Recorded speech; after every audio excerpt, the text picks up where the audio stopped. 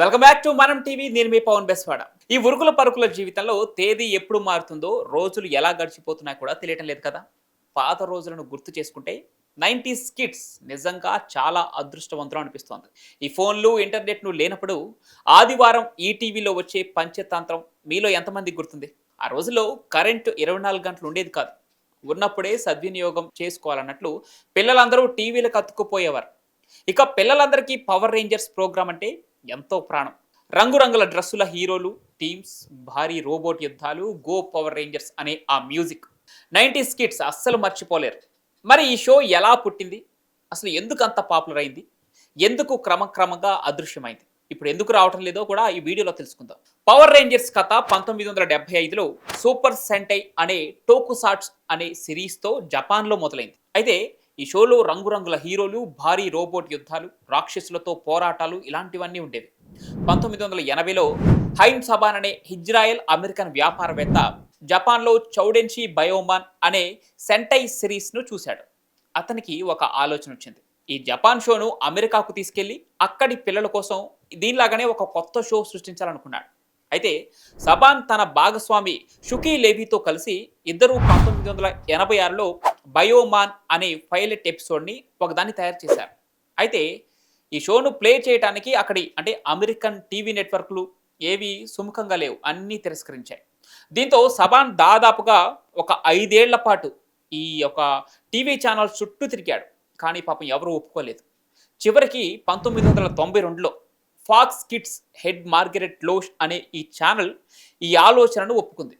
దీంతో సబాన్ అమెరికన్ నటులతోనే అక్కడ కొత్త సన్నివేశాలను జోడించి మైటీ మార్ఫిన్ పవర్ రేంజర్స్ను సృష్టించాడు. ఇక ఈ షోలో 5గురు టీనేజర్లు ఒక గురువు చేత ఎంపిక చేయబడి రీటా రిపల్సా అనే చెడు మంత్రిగత్త నుండి ఏంజల్ గ్రోవ్ను కాపాడాలి. 1993 ఆగస్టు 28న ఈ షో ఫాక్స్ కిడ్స్లో ప్రసారమైంది. అక్కడి నుండి వెనక్కి తిరిగి చూసుకోలేదు. అది ప్రపంచాన్నే మార్చేసింది. భారతదేశంలో ఈ షో 1994లో డీడీ నేషనల్లో మొదలైంది. ఇక తెలుగు నాట కూడా పవర్ రేంజర్స్ 1994లో డీడీ నేషనల్లో మొదలై ఫేమస్ అయింది. కానీ ఆంధ్రప్రదేశ్లోని కొన్ని ప్రాంతాల్లో ఈ షో తెలుగు డబ్బింగ్లో కూడా వచ్చింది. దూరదర్శన్లో చిత్రమాల, రామాయణం లేదా శక్తిమాన్ లాంటి షోలు చూసేవారు. ఇక అలాంటి సమయంలో ఈ పవర్ రేంజర్స్ ఒక కొత్త రుచిని తెచ్చిందని చెప్పాలి. దీంతో star plus, Zee TV, Gemini TV లాంటి ఛానల్స్ అన్ని విదేశీ కంటెంట్ను తీసుకురావడం స్టార్ట్ చేశాయి. ఇక పవర్ రేంజర్స్ సబాన్ ఎంటర్టైన్మెంట్ నుంచి స్టార్ నెట్వర్క్ ద్వారా ఇటు ఇండియాలోకి వచ్చి తెలుగు డబ్బింగ్తో ఆంధ్రప్రదేశ్లోని ప్రతి ఇంటికి చేరింది. 90స్లో తెలుగు రాష్ట్రాల్లో పవర్ రేంజర్స్ ఒక తుఫాన్ లాగా వచ్చిందని చెప్పాలి. ఆ రోజుల్లో ఇంట్లో ఒక్క టీవీ ఉంటే సాయంత్రం 4 లేదా 5 గంటలకు అందరూ దాని ముందు కూర్చునేవారు.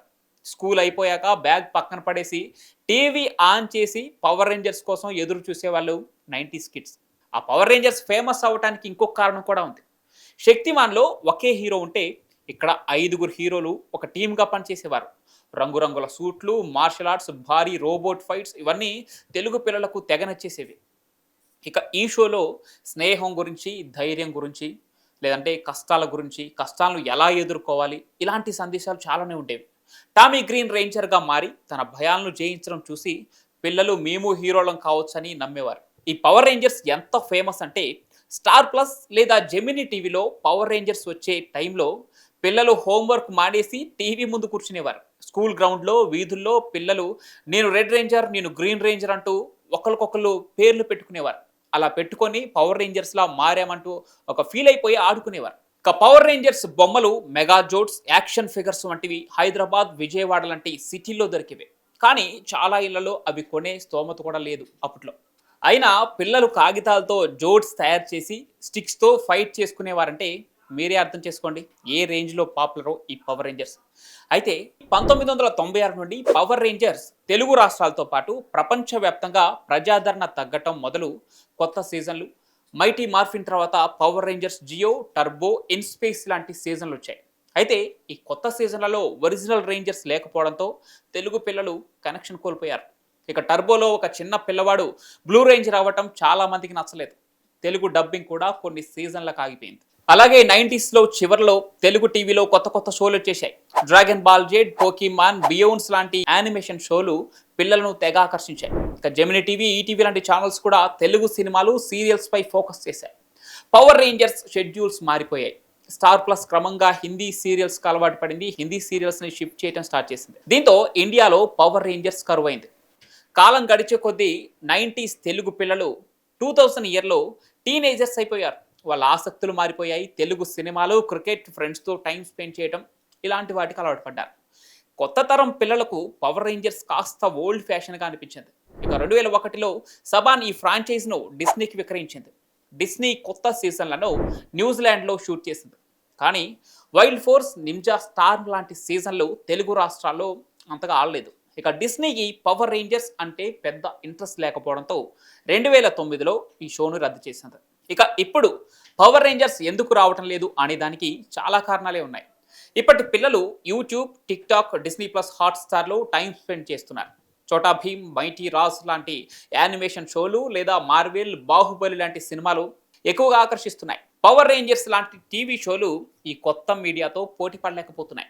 ఇప్పటి తెలుగు ప్రేక్షకులు కాస్త సీరియస్ కథలు, లోతైన క్యారెక్టర్స్ కోరుకుంటున్నారు. మరి పవర్ రేంజర్స్ సరళమైన గుడ్ వర్సెస్ ఈవిల్ కథలు ఇప్పటి పిల్లలకు అంతగా ఆకర్షణీయంగా లేవని చెప్పాలి. పుష్ప, RRR లాంటి సినిమాలు లేదా మోటు పత్లు లాంటి షోలు ఈ గ్యాప్ను పూరించాయి. ఇక దీంతో ఈ తరం పిల్లలకు పవర్ రేంజర్స్ చాలా దూరంగా ఉండిపోయింది.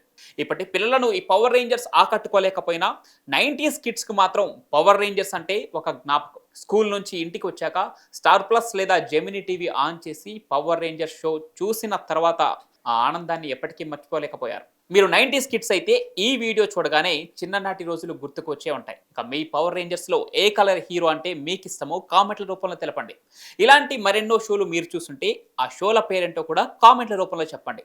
ఇలాంటి మరెన్నో ఇంట్రెస్టింగ్ వీడియోల కోసం మనం టీవీని సబ్స్క్రైబ్ చేసుకోండి.